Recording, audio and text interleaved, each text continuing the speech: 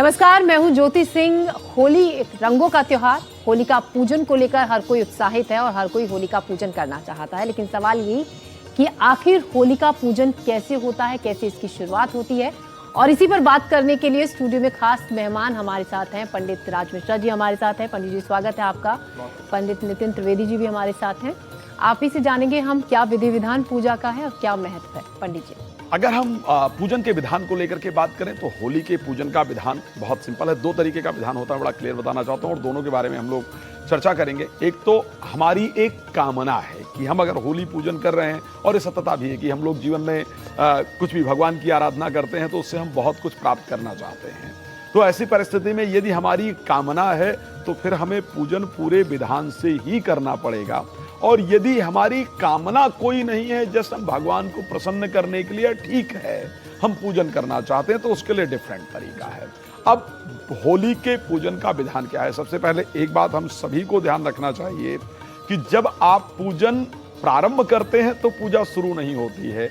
जब आप घर से पूजन के लिए निकलते हैं, शास्त्र कहता है प्रथम पूजा, मध्यम पूजा और उत्तर पूजा, यानी जब हम पूजन की सामग्री एकत्रित कर रहे होते हैं, जब हम पूजन के लिए घर से निकल रहे होते हैं, तो हमारा पूजन एक्चुअल में प्रारंभ हो जाता है। तो सबसे पहले पूजन के लिए हमारी थाली में क्या क्या होना चाहिए, हमने क्या किया है, मैं इस बात के लिए एनडीटीवी का बहुत धन्यवाद करूंगा। और इसलिए धन्यवाद करूंगा कि जनरली इस प्रकार के कार्यक्रम नहीं होते जहां पर पूजा सामग्री करके और पूजन करके किसी को दिखाया जाए कि आप पूजन करेंगे कैसा। लेकिन यहां पर हम क्या कर रहे हैं, ये बिल्कुल डिफरेंट कार्यक्रम है और एनडीटीवी ने डिफरेंट इसको ऑर्गेनाइज किया है कि हम पूजन करके आपको दिखा रहे हैं। एक बात और बता दूं, शास्त्र ये कहता है कि श्रवणम कीर्तनम स्मरणम पाद सेवनम, भगवान की भक्ति के बहुत सारे तरीके हैं। उसमें एक तरीका है कि हम भगवान के चरित्र को श्रवण कर लें। तो जो आज हम करने जा रहे हैं, अगर इसको श्रद्धापूर्वक आप श्रवण भी कर रहे हैं तो ये समझ लीजिए कि भगवान की कृपा आपको प्राप्त होने जा रही है। अब चलिए बात कर लेते हैं पूजन की सामग्री को। सबसे पहले हम सभी लोग होली के पूजन में क्या करते हैं, सबसे पहला जो नियम होली के पूजन में चाहिए होता है वो जल चाहिए होता है। हमने यहाँ पर जल आपके लिए रखा है, हम बताएंगे भी कि आपको कैसे कैसे इसको प्रयोग करना है। फिर पुष्प की आवश्यकता होली के पूजन में बहुत होती है, तो पुष्प यहाँ पर हमारे पास उपस्थित है, आप देख पा रहे हैं। चावल की आवश्यकता होती है, चावल हमारे पास, रोली और हल्दी, और उसके साथ सूत्र धागा। इसमें धागा दोनों प्रकार का लिया जा सकता है, व्हाइट भी लिया जा सकता है और लाल धागा यानी रेड सूत्र जो है वो भी हम ले सकते हैं। कुछ मिष्ठान के लिए होनी चाहिए, तो यहाँ पर हमने दो दो चीजें रखी हैं, गुजिया भी रखा हुआ है और उसके बाद बतासे भी सुंदर भोग के लिए रखे हुए हैं। और जैसा कि नियम है कि नया जो हमारी खेती की नई फसल है उसको ले जा करके होलिका में अर्पण किया जाता है, तो उसके लिए चने सबसे सुंदर जो फसल के रूप में देखा जाए, या गेहूं, आप सब लोग देखते होंगे जो गेहूं की बालियां हैं या जौ की बालियां हैं वो ले जाने का नियम है। हमने यहाँ पर चने की व्यवस्था की है, कलश इत्यादि होलिका सुंदर सजी। आपको क्या करना है, अपने घर से इसी प्रकार की, अगर इतनी सामग्री हो सके तो अच्छी बात है, नहीं हो सकती है तो बिना इतनी सामग्री के एक लोटे में जल ले लीजिए। टीका लगाने के लिए रोली या हल्दी ले लीजिए। रक्षा सूत्र के लिए मोली ले सकते हैं, सफेद धागा है, सफेद सूत्र है तो उसको ले लीजिए। थोड़ा मिठाई ले लीजिए, हमने गुजिया रखा है, कोई भी मिठाई आप ले सकते हैं, इसको ले लीजिए। अगर फ्रूट पॉसिबल है तो उसको ले लीजिए। पुष्प अपने साथ जरूर ले लीजिए। अगर कुछ भी नहीं है तो मैं ये कह सकता हूं, भगवान ने सुंदरकांड में कहा है कि निर्मल मन जन सो मोहि पावा और मोहि कपट छल छिद्र न भावा। भगवान निर्मल मन को पसंद करते हैं, मैं सत्य कह रहा हूं, क्योंकि अगर भगवान सामग्री को पसंद करते तो दुर्योधन के घर जाकर के मेवा खाते, उनके घर जाकर के भगवान शायद केले के छिलके नहीं ग्रहण करते। इस बात को ध्यान रखिएगा, भगवान सिर्फ दुर्योधन के घर जाकर के, विदुर जी के घर जाकर के केले के छिलके नहीं ग्रहण करते, दुर्योधन के घर जो 56 भोग बना था उसको ग्रहण करते। इसलिए निर्मल मन सबसे इंपॉर्टेंट है। तो हमें क्या करना चाहिए जी, आप सामग्री पंडित जी आपने हमें बताई कि क्या क्या हमें, और बहुत तरीके से आपने समझाया कि हमें क्या क्या चाहिए, और अगर कुछ नहीं होता है तो भी आप सच्चे मन से पूजा कीजिए। मैं पंडित नितिन जी से भी चाहूंगी, देखिए सामग्री हमने इकट्ठा कर ली है पंडित जी, इसके बाद आप हमें ये बताइए क्या कोई शुभ वक्त भी तय है कि हमें इस मुहूर्त पर ही पूजा को शुरू करना है? अगर उसे थोड़ा आगे पीछे हो जाए तो इसमें किसी तरीके का कोई व्यवधान पूजा में आ सकता है? पहले तो आप सभी को, एनडीटीवी के सभी सज्जनों को मैं होली की हार्दिक शुभकामनाएं देना चाहूँगा।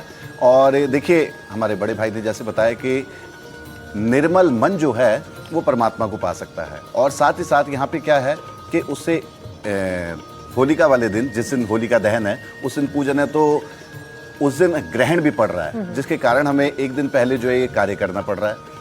और आपको सायंकाल 6:12 से और 8:53 तक होलिका दहन का समय, लेकिन पूजन का समय जो है हमारे विधान में नहीं कहा गया। तो आप जो भी चौघड़िए के अनुसार या आपके अभिजीत मुहूर्त के अनुसार जैसे हो सके आप प्रातःकाल जाकर के या मध्याह्न में जाकर के आप होलिका का पूजन कर सकते हैं ग्रस्त से।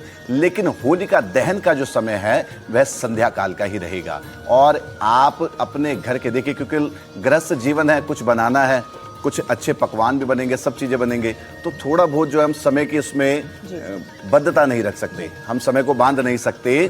तो इसीलिए आप घर के अनुसार, चौघड़िए के अनुसार अपने आस पड़ोस में जैसे देखें उसी प्रकार से आप वहाँ का पूजन कीजिए।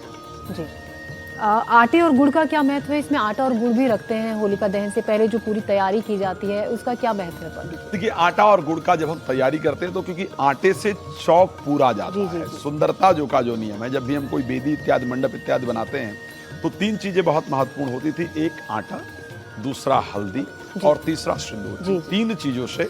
और आटा सात्विकता का प्रतीक है, सत्व का प्रतीक है, आटा शक्ति का प्रतीक है, इसलिए आटे का प्रयोग किया जाता था। उसको भगवान विष्णु के स्वरूप में उसको प्रयोग किया जाता था।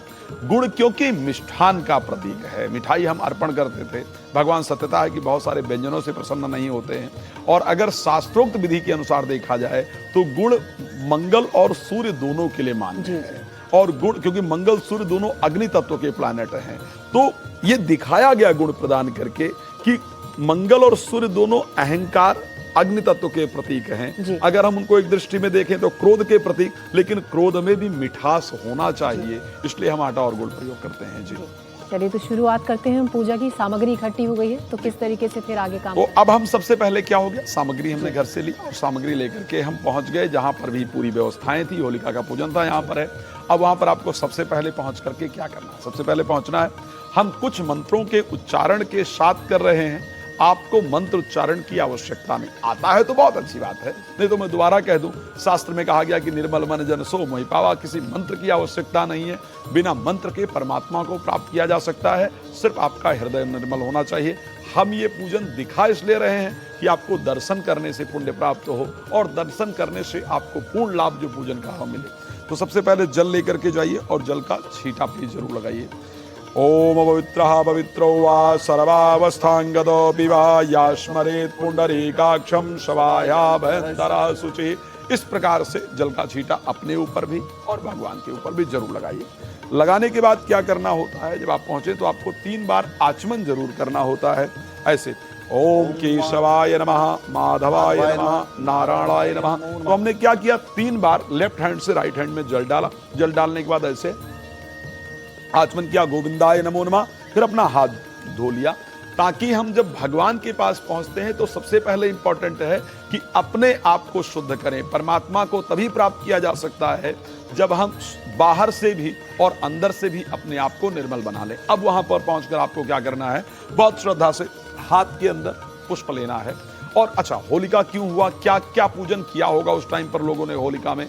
तो होलिका में लोग, क्योंकि प्रहलाद जी भगवान विष्णु के भक्त थे, इसलिए सबने जाकर के होलिका में भगवान विष्णु का पूजन किया था कि हे प्रभु, आपके भक्त को जलाने का प्रयास किया जा रहा है, आपका भक्त जले नहीं, आप उसकी सुरक्षा करें। तो होलिका में हमेशा भगवान विष्णु का स्मरण करना चाहिए, अग्नि देवता का स्मरण करना चाहिए। लोगों ने अग्नि देवता से प्रार्थना किया कि आप शीतल बन जाओ, ताकि भगवान का भक्त जो है वो जले नहीं। तो हमें हाथ जोड़ करके, हाथ में पुष्प लेकर के, जो भी नाम आपको भगवान विष्णु के आते हैं उन नाम का उच्चारण कर सकते हैं। अगर नाम नहीं आता है तो ओम नमो भगवते वासुदेवाय नमः, इस मंत्र का 21 बार जप करके जो भी मन में आप अपने लिए प्रार्थना करना चाहते हैं वो भगवान से करना चाहिए।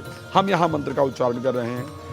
ओम कृष्णाय वासुदेवाय हरे परमात्मने प्रणतक्लेशनाशाय गोविंदाय नमो नमः। बोले विष्णु भगवान की जय। तो इस प्रकार से आपको श्रद्धा पूर्वक पहले पुष्प अर्पण करना चाहिए।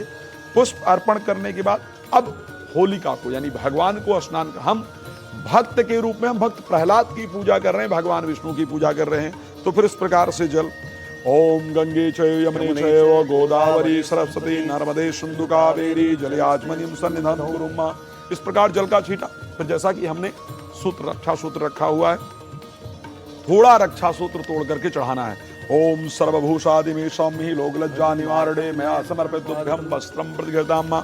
लेकिन अगर पॉसिबल है, करना भी चाहिए, हमने पहले ही लपेट रखा है।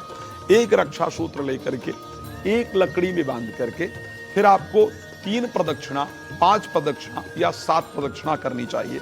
शास्त्र कहता है यानि कानि च पापानि जन्मन्तानि कृतानि च तानि सर्वाणि विनश्यन्ति प्रदक्षिणाम पदे पदे। जितने पद आप प्रदक्षिणा करते हैं उतने जन्म में किए गए आपके पाप कर्म नष्ट हो जाते हैं। बहुत लोग कहते हैं ना कि हमको वो नहीं मिल पा रहा जितना हम एफर्ट कर रहे हैं, जितना हम मेहनत कर रहे हैं, इस जन्म में तो हमने कुछ गलत किया ही नहीं, लेकिन हमको क्यों नहीं मिल पा रहा है? क्योंकि जो हमारा प्रीवियस लाइफ है, जो हमारा पास्ट लाइफ है, जो हमारे पूर्व जन्म का कर्म है, वो शायद हमारे पीछे लगा हुआ है। तो वो जब आप प्रदक्षिणा करते हैं तो उससे नष्ट होता है। 3, 5 या 7 लाइन आप बांधें और जब चलें तो ओम नमो भगवते वासुदेवाय नमः, ये मंत्र आपके मन में होना चाहिए। अब तीसरा काम में क्या करना होगा? देखिए, तीसरा कार्य है, यहाँ पर हमने ये सुंदर रखा हुआ है, हल्दी और रोली, ये दोनों है। अब तीसरा सर्वभूषादि में सौम्य, उसके बाद हमें चढ़ाना होता है श्रीखंड चंदनम दिव्यम। तो हम थोड़ा सा इसमें जल डाल करके हल्का सा उसको गीला कर लें। हल्दी और सिंदूर दोनों में से कुछ भी लगाया जा सकता है, हमारे पास दोनों है तो हम दोनों लगा रहे हैं आपकी तरफ से। तो ओम श्रीखंड चंदनम दिव्यम गंधाढ़ं सुमनोहरम विलेपनम सुरशिष्टा चंदनम प्रतिगृह्णामि मां, श्रीखंड चंदनम समर्पयामि। तो इस प्रकार से आपको उसके बाद चंदन लगाना है। अब चंदन लगाने के बाद हमें क्या करना होगा? चंदन लगाने के बाद पुष्प अर्पण करना होता है। तो हम फिर क्या करेंगे? हमारे पास माला है तो हम माला चढ़ा रहे हैं, अगर आपके पास नॉर्मल पुष्प है तो आप नॉर्मल भी चढ़ा सकते हैं, उसमें कोई दिक्कत नहीं है। ओम कुष्मानि सुगंधिनी मालदित्यादीनि प्रभु मया हतानि पुष्पाणि पूज्यार्थम प्रतिगृह्णामि मां, पुष्पम समर्पयामि पुष्पाल्याम च समर्पयामि। आप भी चढ़ाइए प्लीज, है। ओम कुष्मानि सुगंधिनी पुष्पाणि पूज्यार्थम प्रतिगृह्णामि मां, पुष्पम समर्पयामि पुष्पाल्याम समर्पयामि। पुष्पाल्या उपरांते फिर आपको क्या करना? ये कर लिया, अब हाथ धोना होता है। हाथ क्यों धोना होता है? इसके बाद हम नैवेद्य अर्पण करेंगे। तो जब भगवान को हम कुछ खिलाते हैं, जैसे आप भी जब खाना देते हैं तो अपना हाथ धोते हैं, तो सबसे पहले फिर जो भी आपके पास जल है उससे अपना हस्तो वृक्षाल्य ऋषिकेशाय नमो नमः। नैवेद्य, हमारे यहाँ नैवेद्य के वक्त में 2 चीजें हैं।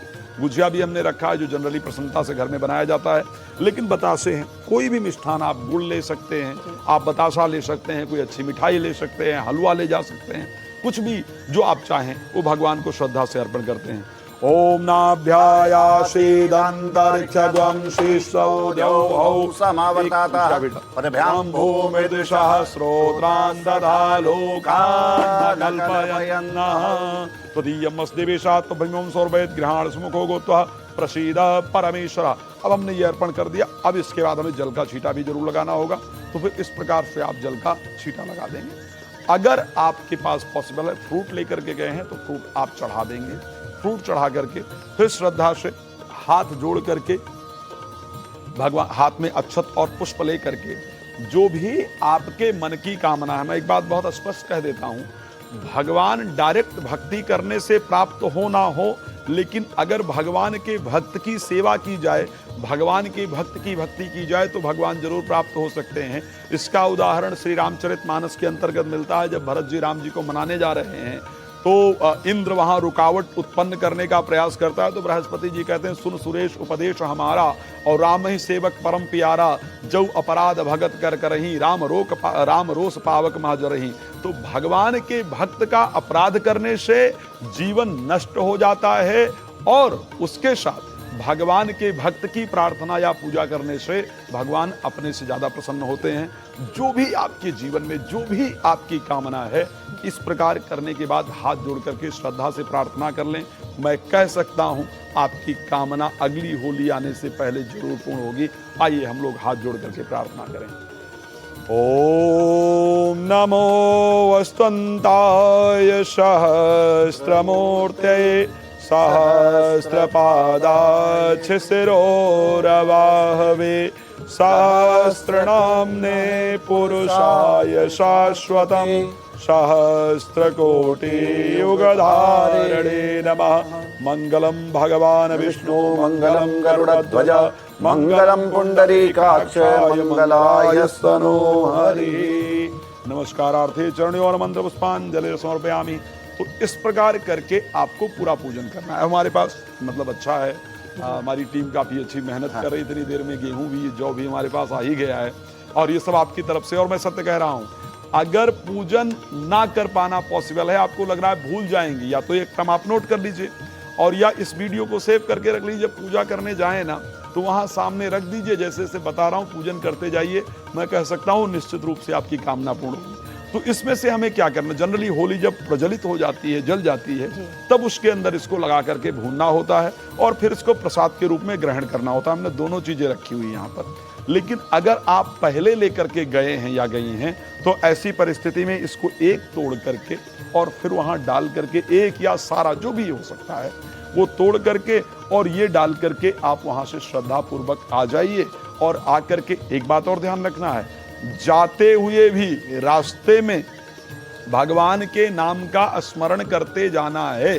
मैंने कहा पूजन तब शुरू नहीं होता जब आप पूजा में बैठते हैं, वो मध्यम पूजा कही जाती है। प्रथम पूजा वो है जब आप सामग्री एकत्रित करते हैं, भगवान की सामग्री एकत्रित करते वक्त उनका नाम स्मरण कीजिए, रास्ते में जाते हुए स्मरण कीजिए, वापस आते हुए भी भगवान के नाम का स्मरण कीजिए, आपकी कामना जरूर पूर्ण होगी। तो ये विधि है पूजन का जिसको कर। देखिए पंडित जी ने जिस तरीके से बताया है, जब सामग्री इकट्ठा करनी आपने शुरू की है तब से आपको भगवान का नाम का जप शुरू कर देना है और पूरा नोट कर लीजिएगा जो भी आपको सामग्री बताई है। और अगर इस तरीके से आप पूजा करते हैं तो आपकी जो मनोकामना है वो जरूर पूर्ण होगी।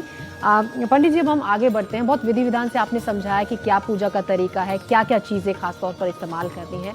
मान लीजिए अगर कोई ये सामग्री इकट्ठी करके इस विधि विधान से किसी ने पूजा नहीं की है तो उसके लिए वो क्या ऐसा ऑप्शन है कि वो कहीं ऑफिस में फंसा हुआ है या किसी ज़रूरी काम से या यात्रा में है, बीच सफ़र पे है, तो वो किस तरीके से, क्या कोई ऐसा कुछ मंत्र है उसका जाप कर सकते हैं? बिल्कुल, मैं आपको बताना चाहूँगा कि यहाँ पे देखिए पूजा का क्रम जो बताया गया है वो इस तरीके से बताया गया कि अगर आपके पास सब चीज़ें हैं, अगर उपलब्ध अगर हैं तो आप कीजिए, अगर नहीं भी हो तो मन से मानक मना करके प्रभु का ध्यान भी किया जा सकता है। और ये उस समय का है कि भगवान ने साक्षात्कार में सभी को, प्रहलाद जी के साथ साथ सभी को दर्शन दिए थे। वो किस प्रकार दिए थे कि होलिका जब लेकर के बैठी हुई थी उन्हें भक्त प्रहलाद को, तो उस समय भगवान साक्षात्कार में, देखिए हमारे यहाँ पे कहा गया है कि अग्नि, अगर सच्चाई में सीखना हो आपको तो अग्नि से हल्की से अगर आपको लपट लग जाए तो आपका पूरा जल जाता है। प्रहलाद जी को एक हल्की सी खरोच भी नहीं आई। तो यहाँ पे भक्त प्रहलाद की जीत हुई और साक्षात्कार में उस अग्नि में आकर के परमात्मा ने अपना वास लिया, उसमें आकर के विराजमान हुए। और अगर आप उस समय, उस पहले उस अग्नि के स्वरूप का, जो हमारे जो होलिका दहन का जो समय जो होता है पूजन का, उस समय अगर आप रास्ते में या कहीं पे अगर हैं तो प्रातः काल आप स्मरण कर लें। और संध्या काल में किसी भी, आज तो हमारे पास सब चीजें हैं सोशल मीडिया के अनुसार, तो अगर हो सके जहाँ पे भी आपके बड़े बुजुर्ग इत्यादि वहाँ पे पूजन करते हो, वहाँ का आप दृश्य देख लें और उनको नमन करें। या आप किसी भी रास्ते में अगर हैं, अगर आपको कहीं पे भी अगर होलिका का अगर दर्शन अगर आपको मिलता है तो वहाँ पे आप दर्शन करें। थोड़े से अगर हो सके तो चाहे किससे मांग लीजिए, मांगने में कोई दिक्कत नहीं होती। अगर आप चलते हुए अगर होलिका का दर्शन कर रहे हैं, कहीं पे देख रहे हैं, आप अपने घर पे पहुंचने में अभी उपलब्ध नहीं हो पाते, पहुंच नहीं पाते, सामर्थ्य नहीं हो पाता, तो उस समय आप किससे भी थोड़े से चावल लेकर के, इसको कहते हैं अक्षत। अक्षत का अर्थ है जो हर चीज की पूर्ति करे। अगर आपके पूजन में अगर आपके पास, यहाँ पे देखिए कितना अच्छा ज्योति जी ने पूछा और उसका मैं आपको अच्छे तरीके से सिर्फ होलिका के लिए नहीं, आगे पूजा के लिए भी आपको बताऊंगा। अगर आपके पूजन में आपके पास फल ना हो, मिष्ठान ना हो, अगर आपके पास कोई मौली नहीं है, रोली नहीं है, अगर आपके पास अगर अक्षत अगर है तो अक्षत जो है वो हर चीज की पूर्ति करता है। अक्षताम च असुरा शिष्टा कुमकुम मात सुशोभिता, जो कुमकुम को सुशोभित करता है वो अक्षत है। तो ये अक्षत अगर आप लेते हैं और उस अक्षत से अगर परमात्मा को, उसमें होलिका को अगर आप प्रदान करते हैं और मांगते हैं कि भैया मेरे पास इस समय कुछ भी नहीं है, मैं जो है आप इस अक्षत से सब चीज़ों की पूर्ति कीजिए और मुझे अपना आशीर्वाद प्रदान कीजिए, तो निश्चित रूप से आपके अगर द्वारा अगर कोई चीज़ भूल भी गए हैं, अगर हमारे यहाँ पे कोई भी पूजा विधान कुछ भी कहा गया है तो उसमें भी जो है चावल रखना। और चावल ऐसा नहीं, चावल में यहाँ पे कई लोग आपूर्ति कर देते, कहते हैं कि भाई कैसा भी रख दीजिए। चावल हमेशा पूर्ण, जो आधा अधूरा टुकड़ा या खंडित चावल ना हो, आपको चावल जो है पूर्ण हो, वही चावल जो आपको मान्य होता है। और कोई चावल जो मान्य नहीं होता। खंडित चावल को खंडितता से ही देखा जाता है। तो इसलिए आपको अपनी पूजा में इसमें भी जो है हमेशा पूर्ण चावल रखना है और उस चावल से उस परमात्मा को रिझाना है। और मैंने जैसे आपको बताया कि अगर आप किससे लेप भी लेते हैं, किससे मांग भी लेते हैं, कोई वहाँ पे पूजन कर रहे हैं, अगर आप उनसे कहते हैं कि भैया मुझे थोड़े से चावल दे दो, ये तो उपलब्धता की चीज़ है। तो आप वहाँ से जैसे ही आप लेते हैं तो निश्चित रूप से आपकी पूजा को भगवान विष्णु स्वीकार करते हैं और आपको उसी प्रकार का आशीर्वाद देते हैं जिस प्रकार से आपको सभी चीज़ों का चाहिए। बहुत बेहतरीन हमारी कथा भी हो गई और तरीके से आपने विधि विधान से पूजा अभी बताई। पंडित जी, मेरा सवाल अभी आपसे है, विधि विधान से पूजा अर्चना की जाती है, कोई एक ऐसा मंत्र, कोई छोटा, बहुत से लोगों को बड़ा मंत्र नहीं उच्चारण कर पाते हैं, याद नहीं होता है, छोटा सा कोई ऐसा मंत्र जो हमें पूजा की प्रक्रिया के दौरान हमें बोलते रहना है, मन ही मन जिसका स्मरण करना है? यहाँ पे जैसे ही आप एक मंत्र का उच्चारण करते हैं, 12 अक्षर मंत्र है ओम नमो भगवते वासुदेवाय। इस मंत्र का आप जैसे उच्चारण करते हैं तो निश्चित रूप से परमात्मा आपकी रक्षा के लिए सृष्टि पे आते हैं, जैसे भक्त प्रहलाद के लिए आए, क्योंकि भक्त प्रहलाद ने भी उस समय यही मंत्र का उच्चारण करा था, ओम नमो भगवते वासुदेवाय, ओम नमो भगवते वासुदेवाय। तो भगवान साक्षात्कार में उनकी रक्षा करने के लिए आए। तो देखिए, मंत्र भी आपको बता दिया, विधि विधान भी हमने बता दिया, पंडित जी ने बताया, लेकिन राशियों के हिसाब से रंगों का भी एक अपना अलग महत्व होता है। लाल गुलाल तो जिसका महत्व होता है, यह शुभ भी माना जाता है, लेकिन फिर भी राशियों के हिसाब से किस रंग का क्या महत्व है, किस राशि के लिए कौन सा शुभ रंग है? पंडित जी, मैं चाहूंगी आप दोनों 6 राशियों के हिसाब से शुरुआत से और आखिर तक बताएं किस राशि को किस रंग से होली खेलनी शुभ है। अगर हम राशि मेष को लेकर के बात करते हैं, बड़ा शानदार रहेगा। लाल रंग लीजिए और पहले भगवान हनुमान जी को लगाइए और फिर अपने मस्तक पर लगाइए। मैं निश्चित कह सकता हूं ये रंग अगर आप पर चढ़ गया तो भक्ति का रंग है, नकारात्मक शक्ति का रंग आपके ऊपर चढ़ नहीं सकता है। अगर हम राशि वृष की बात करते हैं, वृष राशि के लिए आपको सुंदर कार्य करना है, नीला रंग का प्रयोग करना है। नीला रंग हो गया या गोल्डन कलर हो गया, दोनों में से कोई भी प्रयोग कर सकते हैं, लेकिन आपको सबसे पहले क्या करना है, दुर्गा जी के श्री चरणों में उस रंग को लगाना है। दुर्गा जी के साथ सबसे पहली होली आपकी होनी चाहिए, उसके बाद स्वयं को लगाइए। जीवन निश्चित रूप से परिवर्तन करने वाला होगा। राशि मिथुन की अगर बात करते हैं, हरा रंग और भगवान गणेश जी विघ्नहर्ता हैं, उनकी कृपा अगर प्राप्त हो जाए तो जीवन में सद्बुद्धि विद्या प्राप्त होती है, जीवन के विघ्न दूर होते हैं। हरा रंग लीजिए, भगवान गणेश जी के चरणों में थोड़ा लगाइए, सबसे पहले उसको अपने मस्तक पर लगाइए, फिर होली खेलना प्रारंभ कीजिए। देखिए जीवन में आनंद आ जाएगा। मैं राशि कर्क की बात करूं, लेकिन सबसे पहले मैं एक बात कह सकता हूं, रंग कोई भी लीजिए लेकिन उसमें थोड़ा गंगा जल मिलाइए। रंग लेकर के गंगा जल मिक्स करके और अपने मस्तक पर सबसे पहले उसको लगाइए।